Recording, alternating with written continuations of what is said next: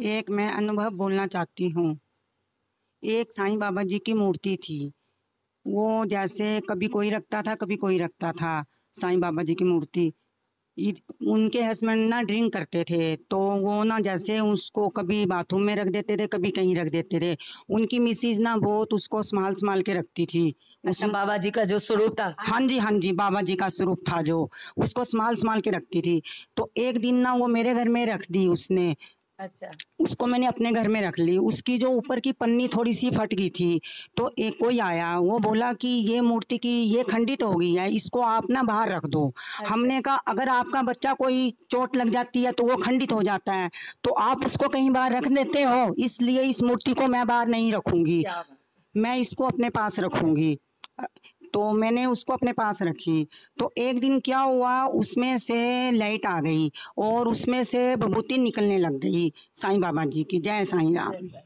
मतलब उसमें से अपने आप ही विभूति निकलने के लगी आपके घर में? हाँ जी, हाँ जी, हाँ जी, अच्छा, हाँ जी। अच्छा।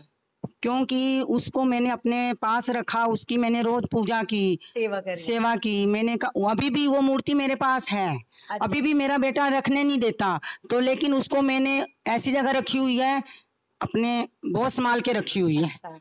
तो मैं तो यही चाहती कि मैं उन बाबा के जरूर दर्शन करूं, कि अगर आपके पास है तो मुझे जरूर दर्शन कराना। अभी मैं करवाती हूँ आपको दर्शन। तो अभी हम लोग बाबा के दर्शन करते हैं, जिसमें से बाबा की ऊदी निकली थी। और बाबा की किस तरह से ऊदी निकली, देखिए इनके घर वाले भी बाबा का स्वरूप नहीं रखने दे रहे और उनके घर वाले भी बाबा का स्वरूप नहीं रखने दे रहे, लेकिन थोड़ा सा खंडित हो गए। क्या सही कहा है कि अगर खंडित कोई चीज हो जाती है तो क्या हमारा बच्चों को चोट लग गई या कुछ भी हो गया तो हम उस बच्चे को बाहर तो नहीं करते, मल्लम पट्टी करवाते हैं। ऐसे ही अगर आप लोगों के बाबा बहुत ज्यादा खंडित हो गए हैं तो आप पानी प्रवाहित करें, लेकिन अगर थोड़े बहुत हैं तो आप उनको सही करके अपने घर में ही रखें। मैं भी यही करती हूँ, जितने भी मंदिरों में लोग छोड़ जाते हैं मैं अपने घर में लेके आती हूँ और उन्हें सही करती हूँ। तो ये बहुत बड़ी बात है। तो अभी हम उन बाबा जी के आपको दर्शन कराते हैं।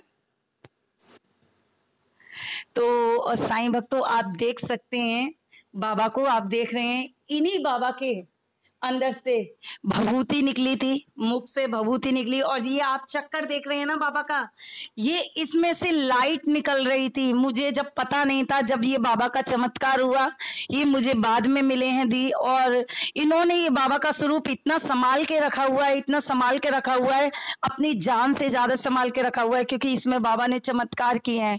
तो मैं बाबा से यही कहूंगी कि बाबा, आप भक्तों के साथ चमत्कार करते हैं, सभी भक्तों के साथ चमत्कार करते हैं।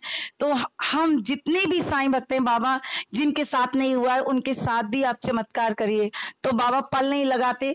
तो मैं बाबा को कोट कोट प्रणाम करूंगी और बाबा से यही कहूंगी कि हे देवा, हे परमपिता परमेश्वर, हम सब पर अपनी कृपा बनाए रखना और हमेशा इनके साथ रहना। और जैसे ये आपको संभाल के रखा हुआ है, ऐसे ही आप इनको संभाल के रखना, इनके परिवार को संभाल के रखना। और आज जो कुछ भी है वो सब आपकी वजह से है। तो ओम साई राम, जय साई राम।